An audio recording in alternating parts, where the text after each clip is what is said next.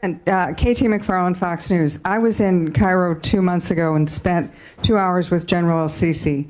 And the impression that he was very clearly conveyed was one of great, not only disappointment, but a sense of real bitterness to the administration in Washington, feeling, and he said, you know, it's not the aid, it's not the money, it's the fact that you didn't endorse us. It wouldn't have cost you a penny if you had endorsed us, and it would have made all the difference.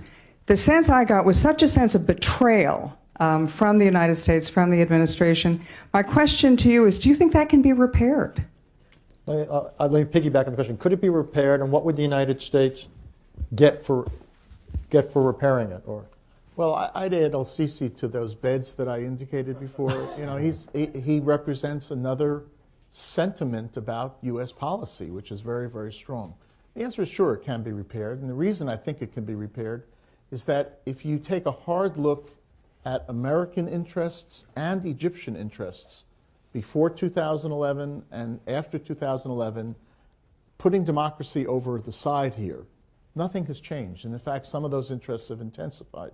I think the instability in Sinai has brought home to Egypt a long period of laxity in its approach to the emerging problems in Gaza of Hamas and other terrorism. I think Egypt's concerns about the Nile waters have brought home to Egypt its own insufficiencies with respect to its military capabilities. I think the problem or the question of spillover of what's happening in Libya is very disturbing to Egyptian strategic thinkers. So if you take, again, putting democracy over here, if you take a listing of the vital interests that brought our two countries together, nothing has changed, and I think it's intensified. And that's why I think that over time, you get over, you know, the feeling that we should have been supported better. You know, there'll be more Chuck Hagel conversations, and Sisi at some point will, you know, begin to get over the hurt, and we'll manage to find a way to work with. It's not really about Sisi. It's really, you know, I think it's a zero-sum game in Egypt right now. It's a zero-sum game, and there's no nuance, and they don't like somebody to sit back and reflect, and that's the way the whole thing is posited, and some of it is tactical, some of it is genuine.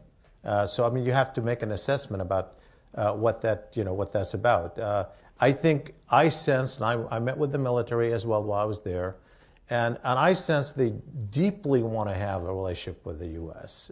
Now, you can argue about why they want that. Does that translate into influence? I think it does, and that's why I think that if you have the strong relationship that you have with them, you can use it for leverage. You can push on the margins, but ultimately it's going to be the Egyptian street that's going to push them, not America. sure. On August 14th, Egyptian security forces lobbed tear gas into a crowded square. As people ran out of the square, snipers on the roofs shot them. Unarmed protesters. Over 500 people were killed in the space of hours. If he feels betrayed that we didn't completely embrace that, I'm happy about that.